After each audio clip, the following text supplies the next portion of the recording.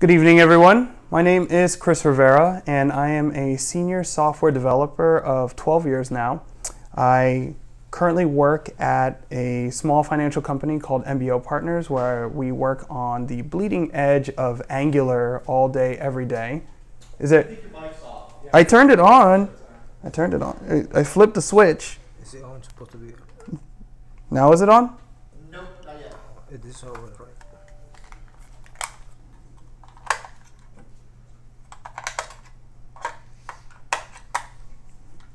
Just a moment. Let's go. We got a minute. If not, I can use that microphone. This is fine. Hello? Okay. Take this one off. All right, well, I guess I'll be holding this all night, so that's fun. All right, I'll start again. So my name is Chris Rivera, and I am a senior software developer of 12 years now. I currently work for a small but very robust company called MBO Partners. We're just a small financial company. Basic purpose is to be able to have independent contractors and companies that do put out the contracts meet up together, and that's the main software that I work on. It's currently running on Angular 6 and latest version of TypeScript that Angular 6 supports, RxJS 6, and so on. So it's a lot of fun. We get to move fast and quick, and it's a great experience to work there. Is it working now with that one? Hello. Oh, okay. Okay, this will be much easier for me, I think.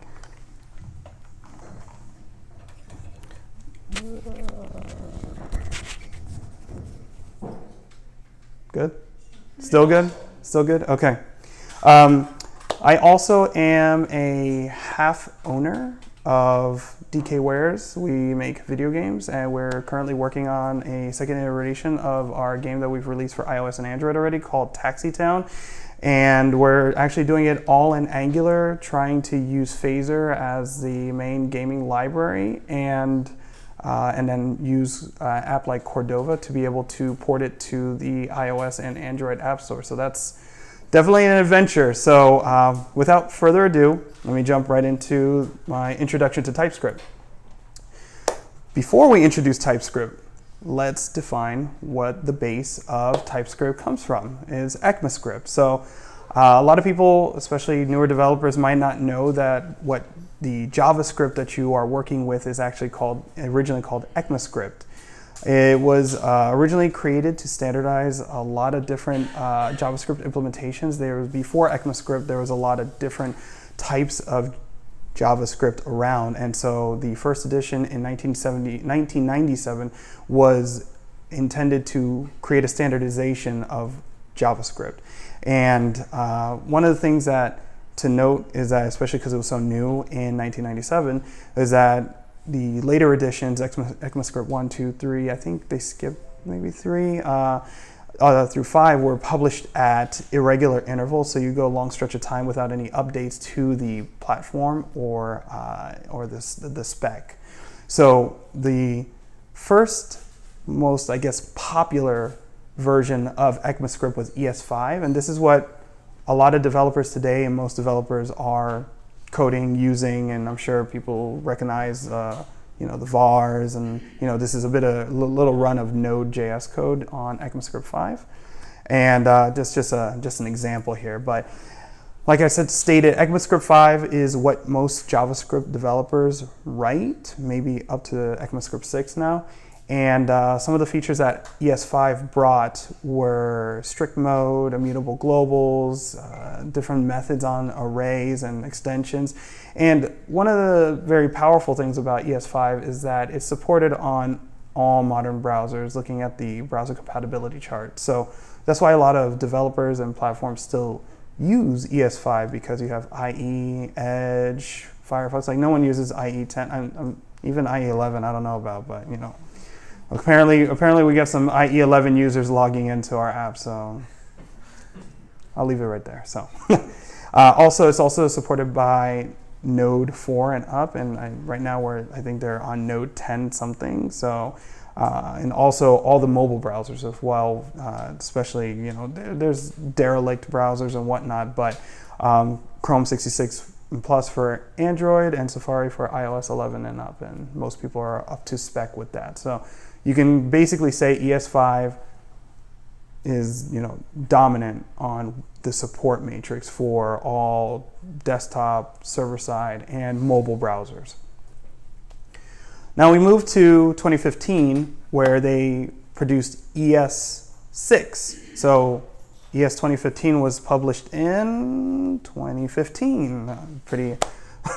It's a pretty standard naming convention there, but this was basically the first edition of ECMAScript that the standard was promised to be published on an annual basis. They wanted to improve and put in incremental updates annually to ensure that JavaScript developers are getting the necessary features required to be able to do more advanced development.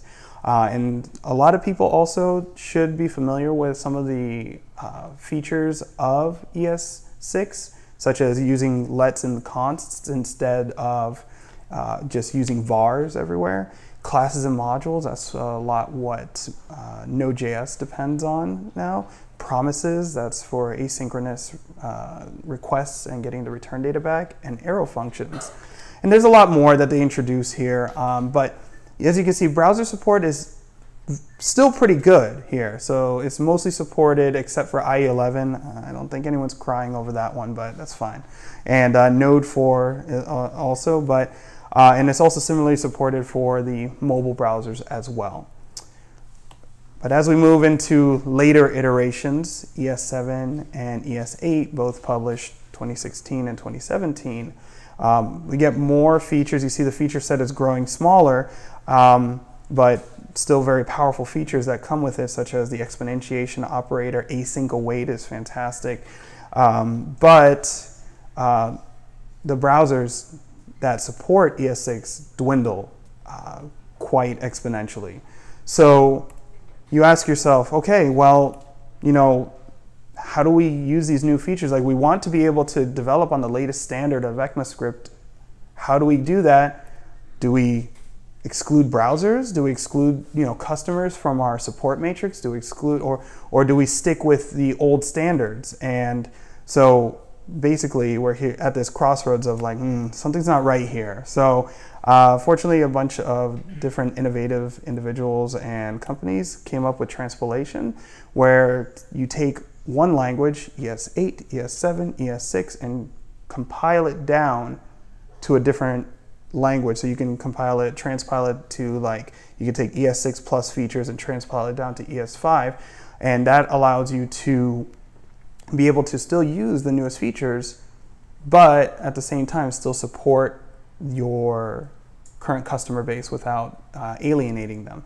And some companies, some tools, I'm sure you've heard of Babel, Grunt, or Babel. Some people call Babel or Babel, I don't know.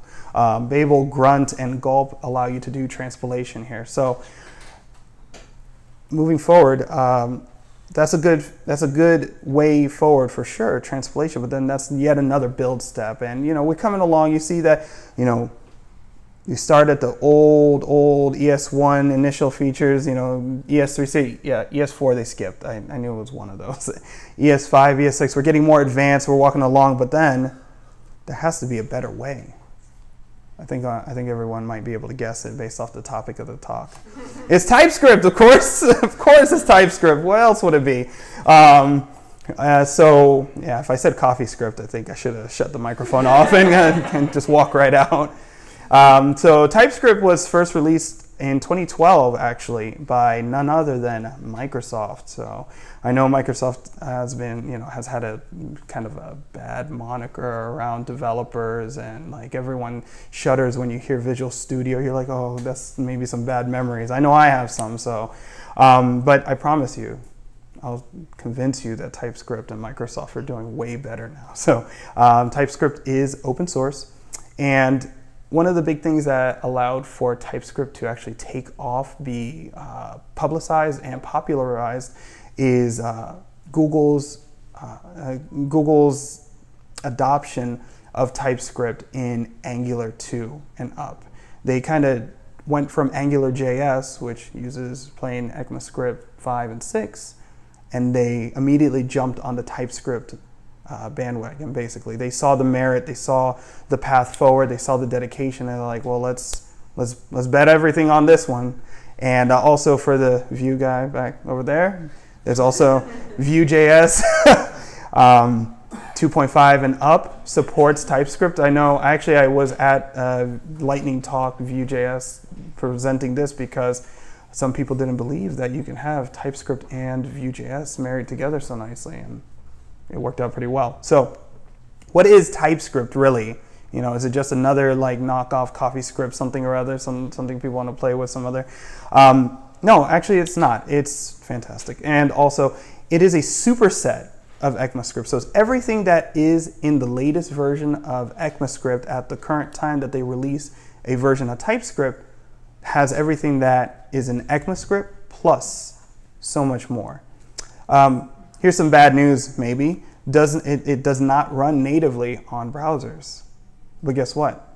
TypeScript comes with its own compiler. So right out of the box, they knew that they couldn't gain support, and seeing the trend of ES 5, 6, 7, 8, 9 to the future, where the mobile support and desktop browser support is dwindling so much, they decided to make their own compiler that will compile down to ES5, where everything is supported on that.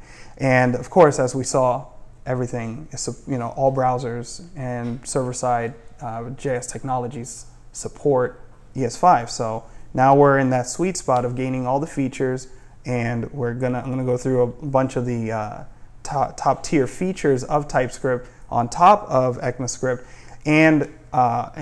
but still have all the compatibility, all your customers, everything, or just even for your personal projects, and you don't have to make any compromise, basically. So here's a not even comprehensive list of features for TypeScript. You have basic types and assertions, interfaces, and one thing that I like to say is that if you are a Java developer or even C++ or were in a past lifetime of sorts, you'll feel very comfortable in TypeScript. You're going to feel a lot of the rigidity and hard typing that you get from Java with very loose feature feel of scripting language. So it's a very interesting, delicate blend that seems to work out very well. There's also classes and inheritance. There's also advances to the functions, namespace modules. There's generics. There's decorators. There's so much that TypeScript brings. Today we're only going to go over these two because I know we'll be here all night. It'll take a really long time. So let's just jump right in. Give me a moment here.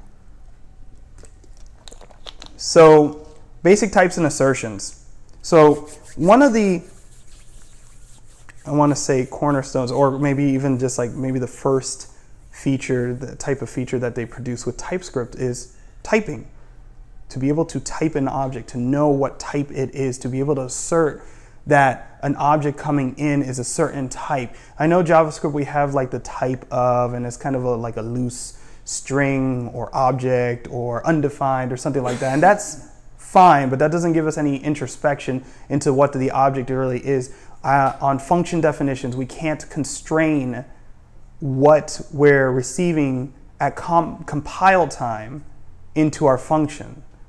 So that leads to a lot of issues, errors, bug hunting, and problems that we can avoid just by using TypeScript. So first set, these are the basic types in TypeScript: Boolean, number, string, array, tuple, null, any, enum, void, never, and object. Now I'm going to go through all of those with specific examples. So Boolean is very simple. So I want to just, even before I go any further into this, the way we assert a type on an object is by using the colon and then the actual type it is. And then anything after the equal sign has to abide by that. So I could have just left it as let is done and set it equal to false, but that doesn't constrain and ensure that what's on the other side, it doesn't assert what's on the other side of the equal sign is going to be a Boolean value, and therefore potentially lead to problems down the line. So very simple example, let is done, colon Boolean, that's the assertion, equals false. So here we have different number definitions. So all of these examples here are numbers. And again, the assertion of the type, colon number for each line. But these are different ways that you could define numbers: a hexadecimal, binary, octal, or decimal. Very simple right out of the box. Not that most of us are going to be using octals or binaries that often. Maybe hex for colors if you're doing that, but decimal is the one that we use most often. So here we have a simple string, very easy. Again, it's a let, so that you can reassign the value. Do you guys know the difference between let and const on the whole? Well, okay. Go through it for new people. So for the people who don't know, a let is a reassignable variable, so it is mutable, whereas a const is one that is immutable. Once you assign it once, you can't reassign the value again. So especially with this example, you see it's a let color. We're defining that or asserting that it's a string, that is a string blue, and then on the next line we can reassign it to another string red. Now, if we tried to assign a Boolean to the color, there would be a compilation error. Inside of the IDE, it would show the red squiggles and let you know. JavaScript would not do that because everything is vars and the type is just very loosely typed. Here we have a definition of an array. An array is just annotated either with the 2 square braces or the actual array object type with the 2 angled braces with the type of objects in the array. So again, simple implementation and simple type assertions, number, and then you set the numbers, or both of these examples here let you know. Here, tuples. A lot of times, especially if you're doing 3D graphics, you want like an XY object all the time. And you always, and I found like without directly creating like some class or some construct that has an X number and Y number, to create a tuple object, something that is just a simple short 2-value object, is always a pain. So I think that TypeScript developers felt that pain as well and included this. So you can make a triple, a quadruple also, but in this example, this is just a tuple where we are asserting that the value X has a string as its first value and a number as its second value. So it looks like an array denotation there, but it's actually like a tuple. So we are still setting an array as an object. So here you can see on the second line there that X equals hello, comma 10. That's okay, because you are abiding by the string constraint and the number constraint. If you try to flip them, where you put the number first and then the string afterward, you're going to get a type assertion error, and it's not even at compile time. It's at in your IDE. You're not even trying to compile the code yet. So it's just really nice to help you catch errors along the way of development, speed up development time. Here we have undefined and null. So pretty simple. Most often you don't type something as undefined or type something as null, because usually it's kind of useless to do that. It's like, I am expecting null, so this thing is going to be null. So I was like, why don't you just pass in null the first line? But you can assert that this variable is only undefined all the time, and this other variable is null all the time. So they let you do that, and it's very, in this case, it's not as useful. I haven't needed to use it, but doesn't mean no one will or hasn't. So any is a basically what people would know as var. So any means that you can put anything into it, and there's times that there's plenty of times that you've needed to have a very loosely typed variable. So TypeScript developers didn't want to lose that functionality, forcing you to type everything so strictly that you couldn't, loosely type something that might change or be amorphous, as long as you're handling the different cases inside of your functions, which I feel like JavaScript developers are very, very, very skilled at, because that's all you do is handle different types as best as possible to make sure you don't introduce any exceptions or errors. But any is another type that you can say. This is a little nuanced. By not asserting any, it's default any. So you don't have to say :any to make it an any. It's just, if you just do let not sure equals 4, you can go to the next line and assign a string or a Boolean afterward too. So, but it's good, especially when you're starting off with TypeScript, asserting what your types are all over the place will really help document your code without adding comments all over the place. It's pretty nice to see, what the types are, how they're flowing through your functions and your other modules and whatnot. This is something that Java developers and I believe C++ developers are familiar with, is enumerations. And enums are essentially a set of integers. If you do not, and they start without any additional configuration, it starts at 0, 1, and 2 for red, green, and blue, respectively. And so it's basically giving a very, like a string alias number, something pretty easy. And we use that often when you want to have a static object at a higher level and you need to know, like, this thing is our alert system in our application, we need to know that this is an info without using the string info, but we still need a type. So because we don't want to do a triple equals on info equals info, we just want to know that this type is of info. So we would use an enumeration of alert and have info, warn, error, and success. But in this case, we're doing color and red, green, blue, and you just access it via the color enum and then just .green, .red, .blue. So it makes it pretty nice without having to use strings to add strings to numbers. So you're giving meaning to some simple check. It's also much lighter weight to do equals comparison on a number instead of having to do a string. So that also helps. Here in this example with our enum, we are assigning 1, 2, and 4, so they don't have to be sequential 0, 1, 2. You can assign whatever numbers you want to it as well, and it'll still mean 2 means green, but you don't have to know it's 2, but you may use that value for doing some other ternary expressions or whatnot. So yeah, enums are pretty powerful and use that all over the place. Void. Void is a type, so this is the first time that I'm showing you that you can assert what a function returns, okay? So void means that we aren't returning anything. So if you were to drop, so you guys are able to see that, function warn user and then colon void, that's saying this function warn user without any parameters will return void, aka it's not going to return anything. So you can assert that to make sure that there's no return statements inside.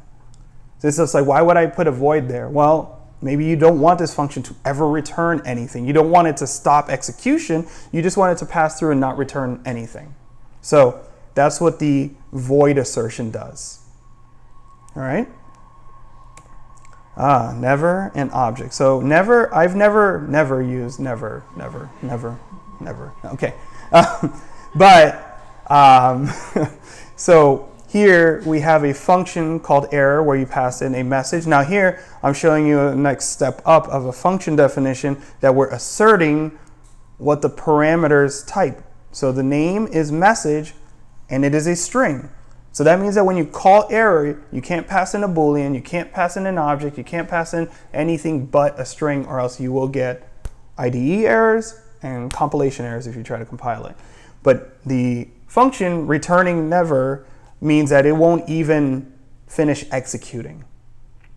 So maybe you do want to assert that these are only function throwing or error throwing functions. Maybe it's in an error class. I've never used never, so we just throw errors in line, but maybe that means I need to beef up my, my exception system there.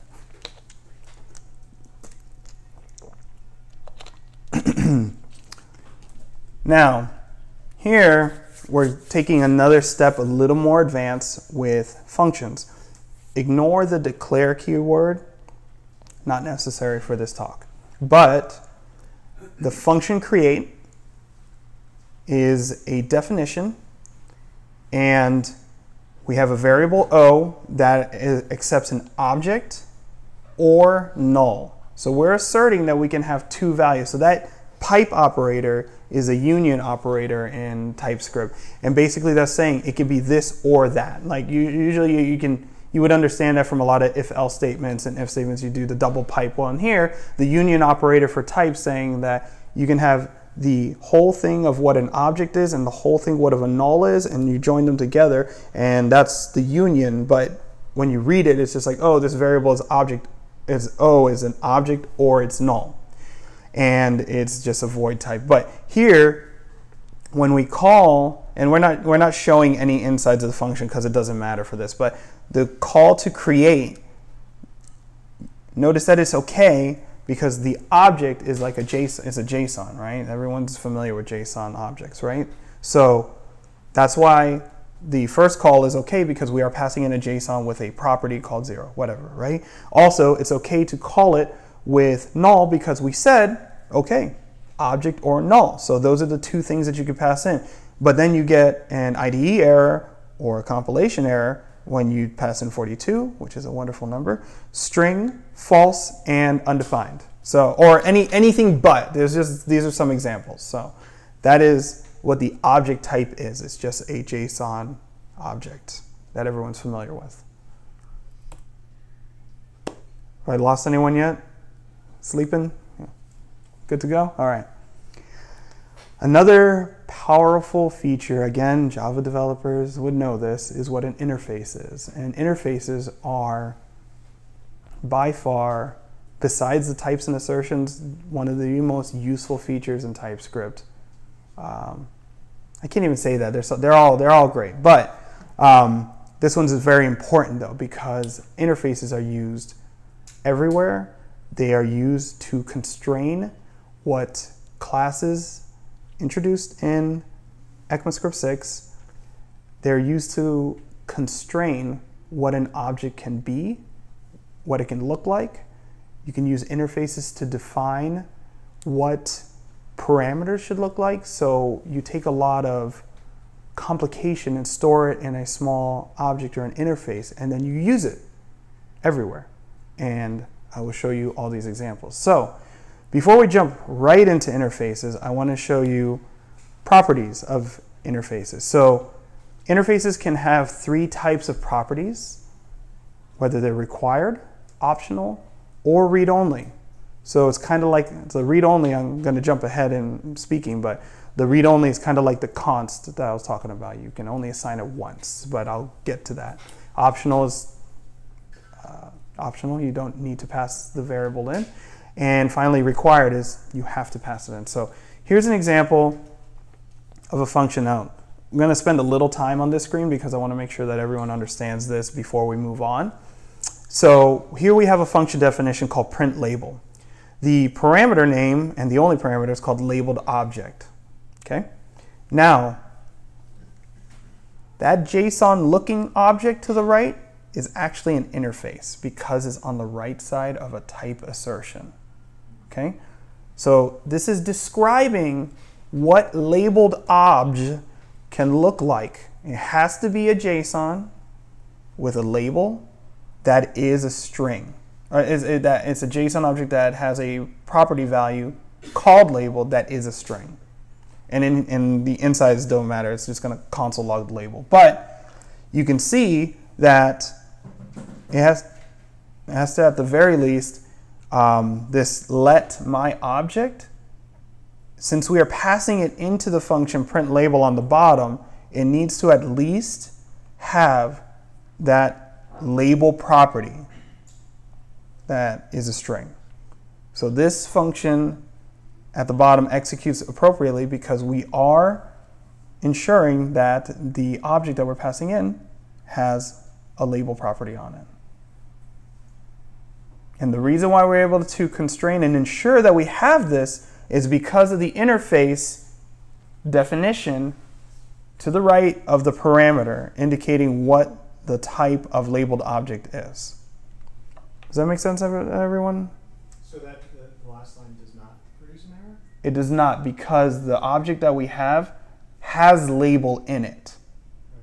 So it's abiding by that interface still. We're just saying the minimum requirement for this parameter. Anyone need me to go over that again? Because it's just going to get a little crazier from here. So say you like pulled that out to a type alias, would that still allow objects with other attributes? So what do you mean pull the interface out? So in between the brackets there with label string, Uh-huh. so you had like type with label equals colon label string. Ah, okay. And labeled object was the type that was equal to the type of. So as long as the object that you're defining has what's in that interface, it will pass. If it doesn't, it will error right away. That's all it's saying. Any other questions before we proceed? Okay, here goes the crazy train. Let's go. So we're still going on required properties. So here we're taking that same example and we are pulling it to its actual interface keyword. Okay? So the interface labeled value is still that label and string. Notice it's still the curly brace, label, colon, string, curly brace. If we go back, you taking a picture? Okay, good. All right. If we go back, nope, one more. Okay, if we go back, we see curly brace, label, colon, string. Like I said, this is still an interface definition. It's just kind of like, think of it as an anonymous inner function where you just drop a function definition inside, right? It's a similar type of thing. You can make ad hoc types and interfaces. And so, but the way to reuse this and the way to be able to, see this a little more clearly is that we define interface and name it whatever we want. It doesn't matter. It doesn't have to be called labeled value, but then we have a label property that's a string. Now notice that same function, print label, on the right, instead of having the curly brace label string again, we're just using the interface name. So we're just being able to reuse. It's almost like storing the interface in a variable, but it's not varying. It's just a constant value, but it's an interface. And so let my obj is the same thing. It still abides by that interface the same way, so the function executes appropriately. Can anyone tell me how we would constrain or assert the type of let my object before we even figured out if it abides to, if that object abides by that interface before we pass it into print label?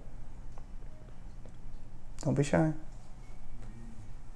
Like label value? Where?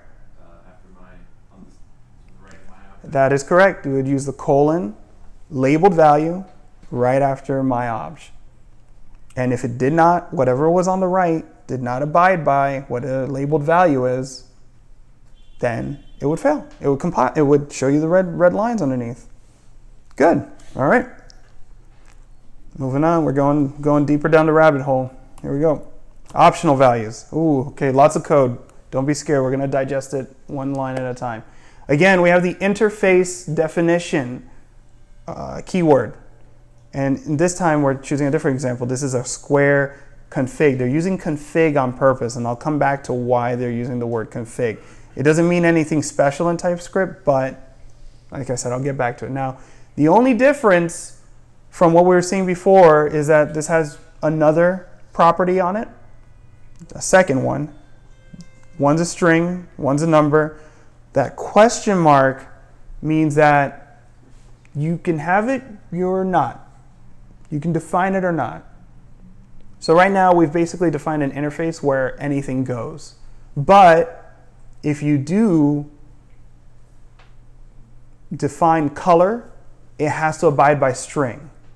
If you do define width, it has to be a number. So we're still asserting what the types can be. We're just saying we don't need them. I mean, there's plenty of times where I've needed to pass in optional parameters where we just don't need it right now, but it's probably assigned, but it might not be. So if we skip past the function definition, on the function definition, create square, we have a config, and the type assertion is square config. So any object that gets passed into there has to abide by the square config interface. Now, if you look, this gets a little crazier, but kind of uses the same thing that we did in the first example. After the function definition, we're defining what we're returning, another interface. Does that make sense to everyone? Again, create square, the parameter config is a type of square config, so we're asserting that, and what we're returning is an interface that's going to look like this kind of JSON object, where we're going to have a value, a property of color that's a string, and a property of area that's a number. So when you're using optional properties, you have to account for them not being there because you allow them to be optional. So the very first thing that they're doing is in this example is that we're saying, okay, well, this is a new square, and we're defining that the color is white and the area is 100. So this is kind of our like return object right away that they want to have. And this is kind of a kind of contrived example. This isn't anything like applicable or really good, honestly. It's just to show the optional property. But they're checking the truthy check of if color. And if color, config.color, then we assign what's in the config to the new square's color. Everyone see that? Next line, if we have a width, then the new square area is equal to the config width multiplied twice. So we're just doing a truthy check and making sure that those properties exist, and then finally returning the new square. And then finally at the bottom line, we can say my square equals create square with a JSON object called color with black. So it'll come back with a defaulted value of an area of 100 and the color black. But it still passes the type check because when we defined color, it had to be a string. And so we did that. If we tried to do color 10 or some hexadecimal number, it would fail because it doesn't abide by the interface. Any questions on that before we continue on? All right. Now read-only properties. Read-only is, again, a constant value and can only be assigned once. So in this example, we have a point, an XY value, like that tuple that I was telling you about. This is the interface version of it, where we have our X value and our Y value. And the read-only keyword is used before it, but we're still defining and asserting the type of number afterward. So we have read-only X and Y, they're both numbers. So when we actually constrain what this variable is, let p1 is a point, it equals X and the number 10, comma, Y and the number 20. But if we try to assign p1.x equals 5, you'll get an error. You can't, because they're read-only values. You assign it, create it once, that's it. That's often, yeah? Could you define two types for a variable? Two types? Like using the pipe operator? No, so one variable, two types. So like if I want the color to be either number or like a string? String. So could you do that, or do you have Yes. to define two ways? So the question was, can you on an interface define that a type on a variable, can it be two types? The answer is yes. You use that union operator that I showed before, where it was that object or null. Same thing, you could do number or string. So you could accept a number for the color, like a hex number, or a string if you wanted to. But then you would have to, inside of the example, you would have to detect, is it a type of a number or is it a type of a string, and do the right code path from there. Okay? Can a read-only be optional? Yes.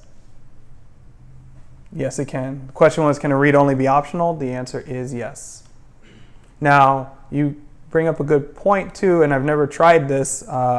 If you create an object, so if both of these were optional and I created a point with just Y, 20, I believe the next line down would be successful as well. You just wouldn't be able to do it again. Not 100% sure. I've never had to do that.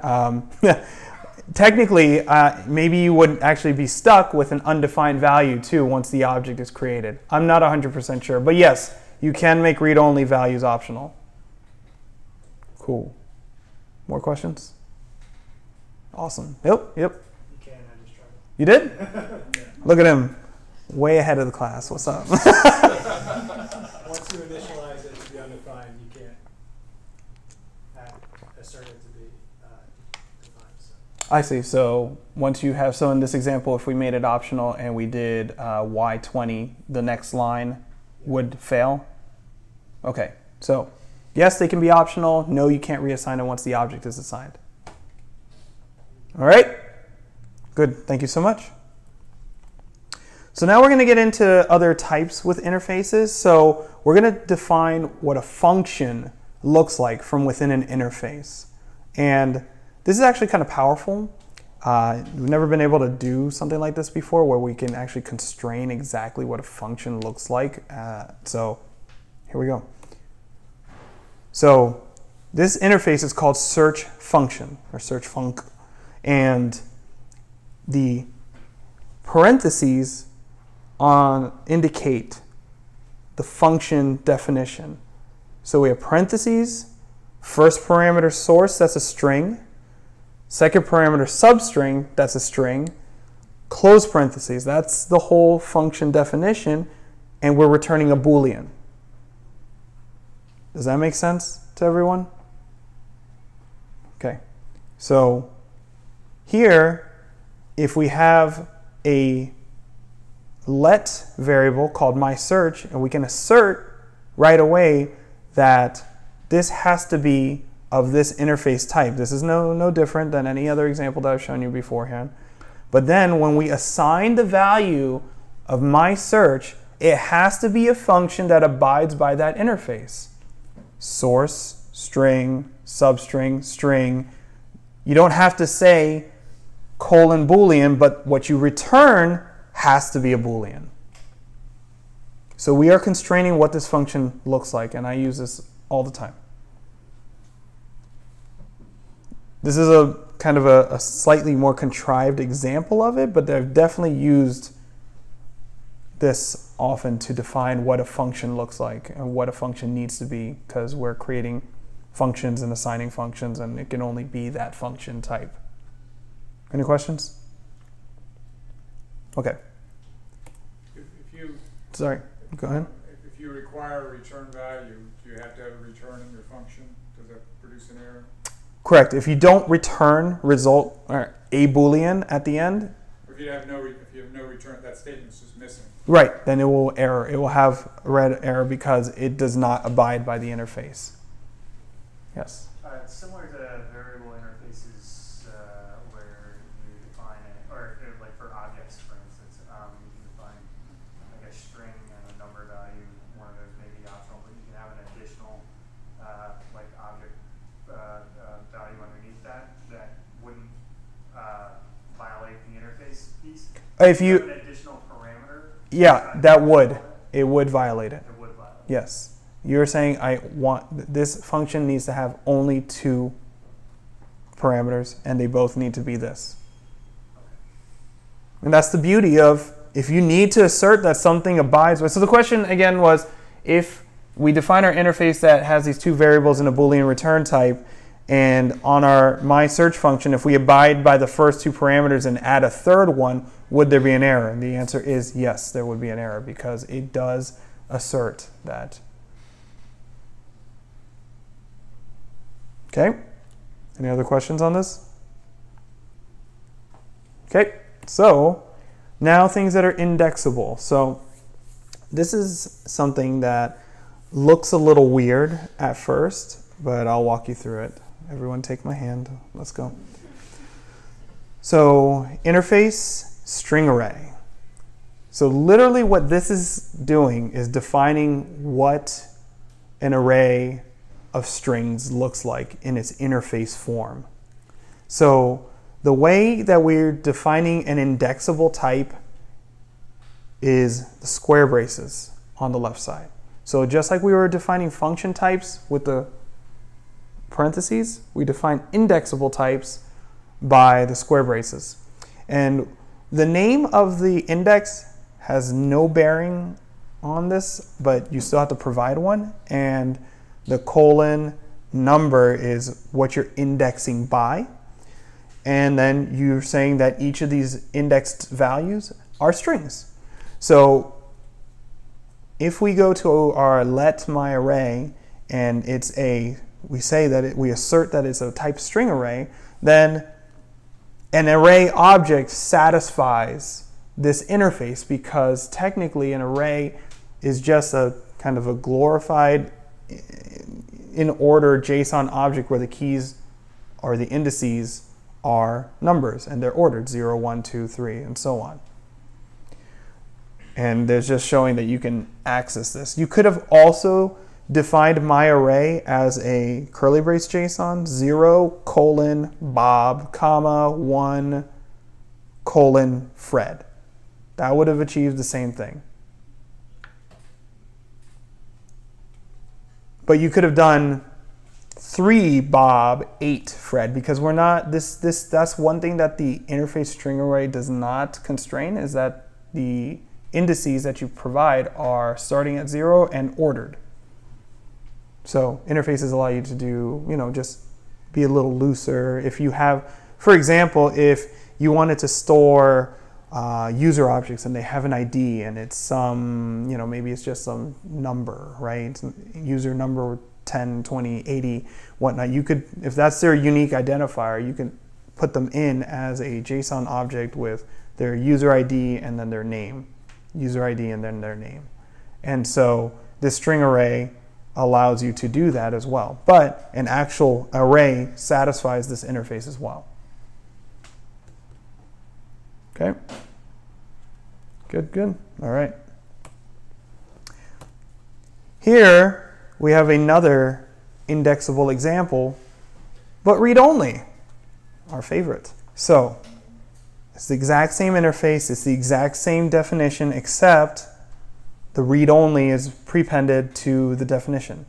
And so once we define that this let my array is a read-only string array and assign it, guess what? You can't assign anything else after the fact, because it's read-only now. All those values are read-only. You can't assign anything else to it. You can't add more to it. You can't delete it.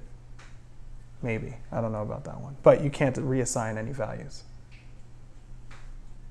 Make sense? Cool. Class types. Now this is the kind of like the culmination of why interfaces are awesome and why TypeScript is really awesome too, and why I love it so much and why everyone should use it right away.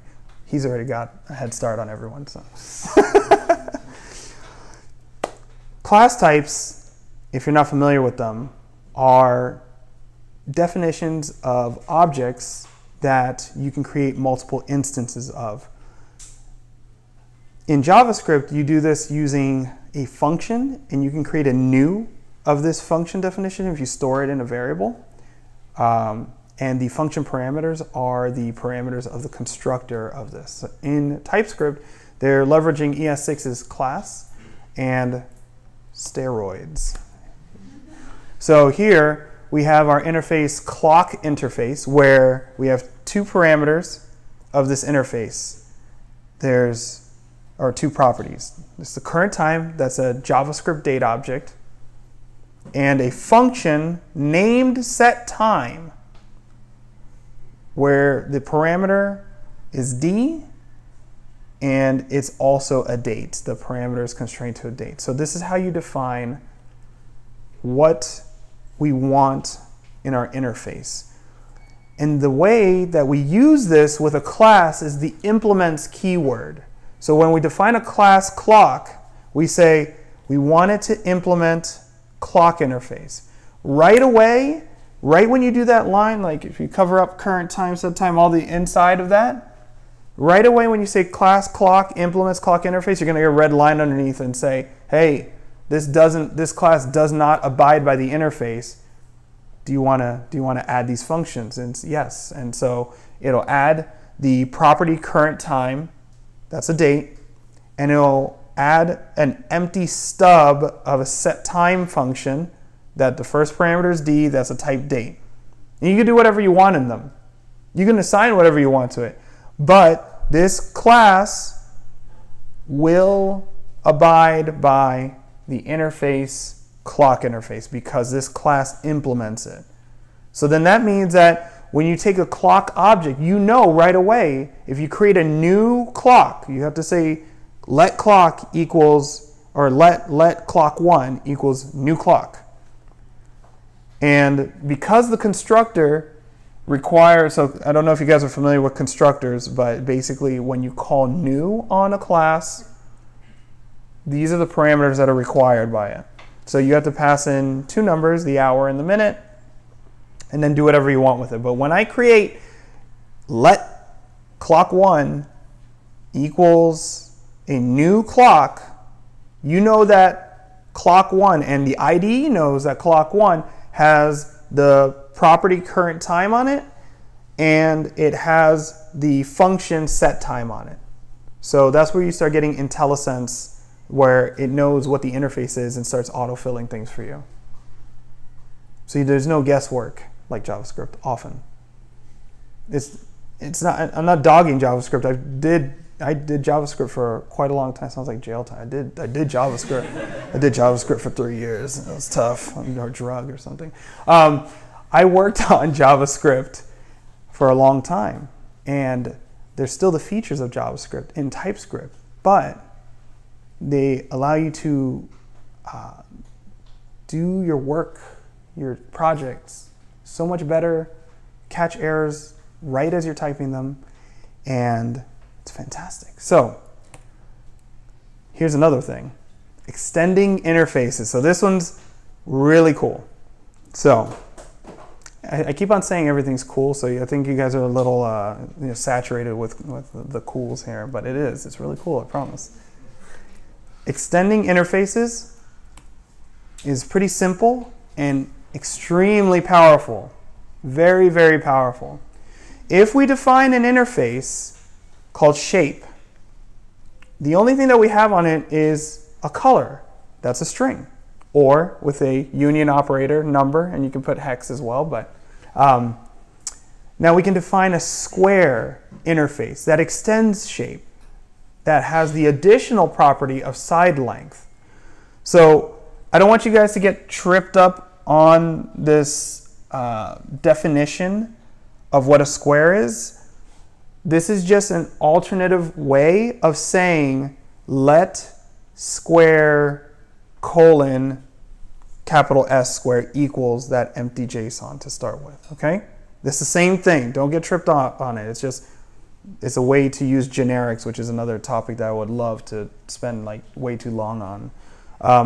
And then immediately we say square.color, because we know that square is a square. This is kind of lots of squares here. But the let square is a square interface. Square.color you can only set to a string. And again, when you use the dot to start typing afterward, it'll say, do you want color or side length? Side length is the next thing, and it can only be a number. So now you were able to, so we can make circle, we can make triangle, and all of these can extend shape. And we also use that quite often at work and at home. So it's very powerful. So are there, let's hold questions to the end. So how do I gain these superpowers so quickly and so easily? Well, I know I said it before, and I even said Microsoft Visual Studio, and everyone, cold chills, night sweats and whatnot. But Visual Studio Code is by and far the best JavaScript, ECMAScript, CoffeeScript, TypeScript editor in existence, in my opinion. And I'm not trying to sell it because it's free. So that's the other thing. So I don't care if you use it. I'm just saying if you want to make life easy on yourself, they actually use TypeScript to develop Visual Studio Code.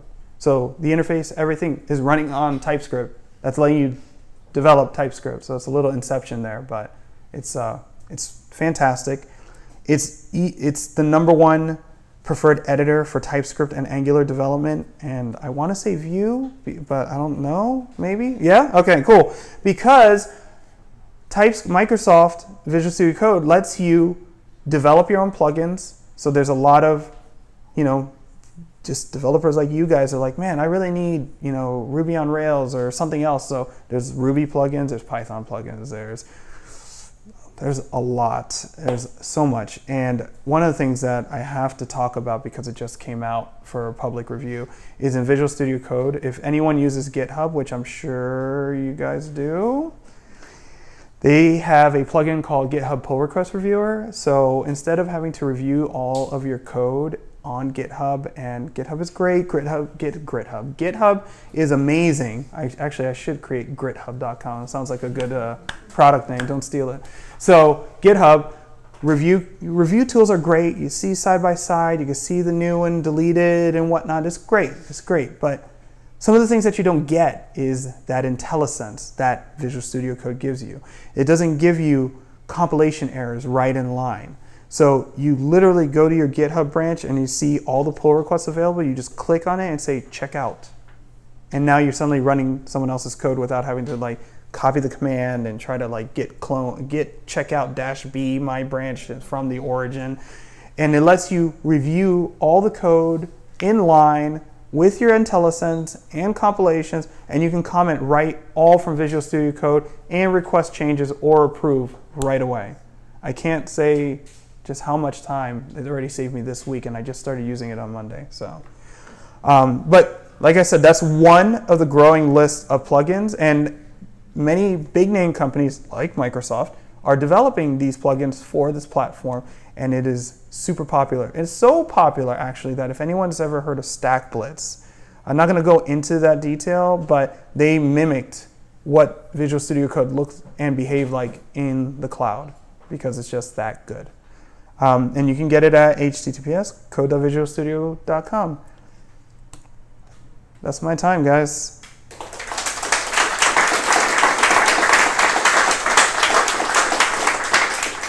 Does anyone have any further follow-up questions that they didn't get to ask in the examples? And don't be shy. I mean, yeah.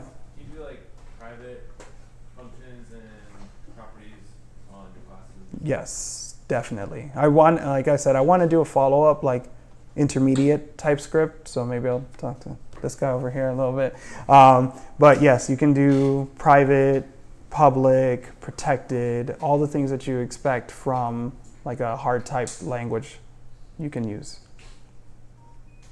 Yeah. Can you do default values on interfaces? Yes, you can. Not on interfaces, but on function definitions and abstract functions and classes, abstract classes. You can default values in a lot of places, but not on interfaces.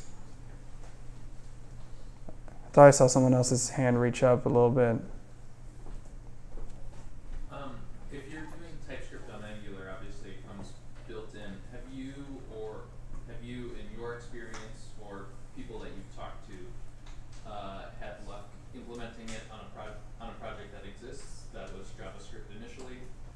And have you or anyone you've talked to about it had thoughts about that experience? Sure. So actually, one of the guys and organizers of the VueDC or VueJS Meetup, VDCJS Meetup, Chris. I want to remember. It's a CH, not a K, so that's how I remember him. And he was actually considering, after my talk, going through that process. But we actually took, and for one of the other follow-up Lightning talks, I helped him in his repository to convert a project that was plain JS, ES5, into TypeScript in Vue.js. And it was, for him, surprisingly simple. At first there's some weird, he showed there's some weird things, when you try to bolt on TypeScript, which is, bolt on sounds like a terrible word, but it's more npm install because you're using Node most likely.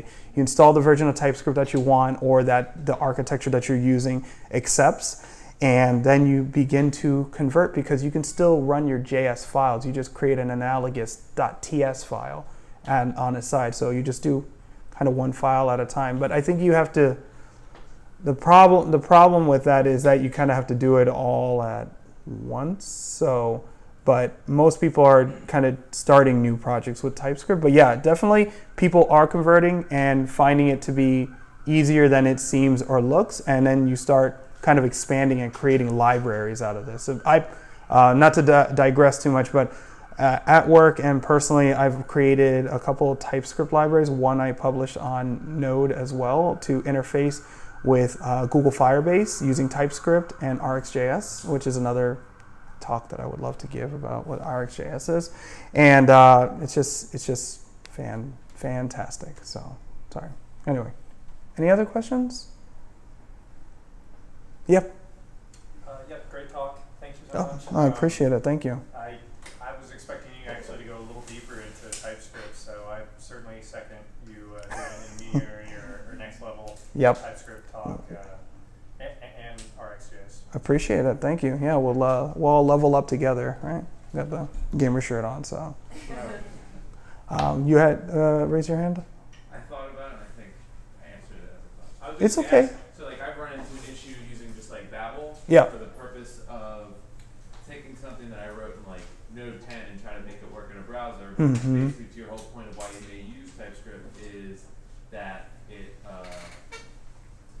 like for instance, there's look behinds are things you can use in Node 10, but you can't necessarily use using ECMAScript 2015. So Right.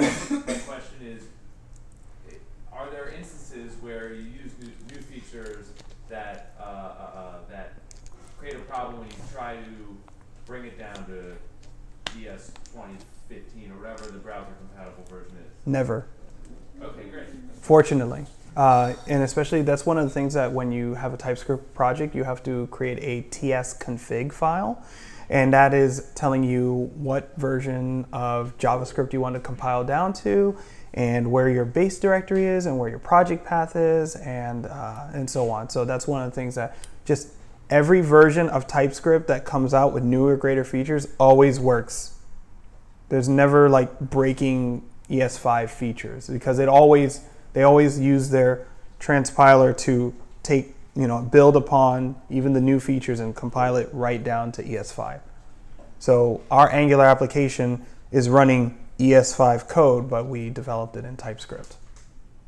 Yes, sir. Is the compilation process automatic? I mean, is there like something you include and then it searches for every script tag that has type equals text / TypeScript and then compiles it automatically, so you don't even need to think about it, or does it, or is there an actual separate product that you run? Sure. So the question is when you are compiling your TypeScript code, is there an automated process that when you hit save that will find the file and compile it and your project for you?